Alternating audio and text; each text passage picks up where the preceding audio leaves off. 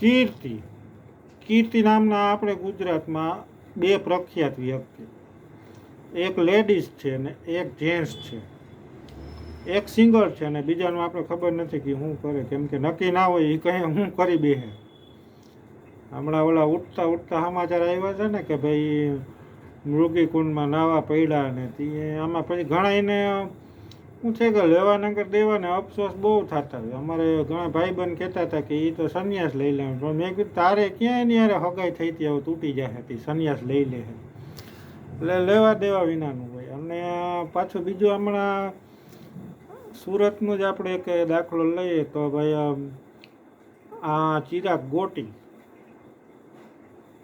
ગોટી એનું હમણાં બહુ સમાચાર ચગ્યા છે. આ તો બધા સાંભળેલા સમાચાર હોય, આપણે તો સુરતમાં રહેતા નથી એટલે ખબર ના હોય, પણ સાંભળેલા સમાચાર કે ભાઈ આરોપી ઝડપાઈ ગયા છે ને પછી કાર્યવાહી કરીને. પણ એમાં પ્રશ્ન એક એવો ઉઠે છે કે ભાઈ અટાણા પકડાઈ ગયા પછી આટલી પબ્લિક ભેગી થઈ ગઈ તો એ આટલી પબ્લિક પહેલાં ક્યાં ગઈ હતી?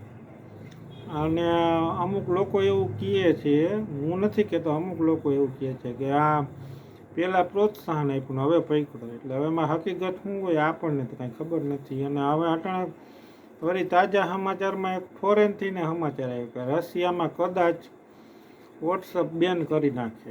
એટલે અમુક ટકા અત્યારે પાબંદી લગાવી દીધી છે, પણ હવે બેન લગાવવાની તૈયારી હોઈ શકે, કદાચ આગળના સમયમાં બેન લગી જાય.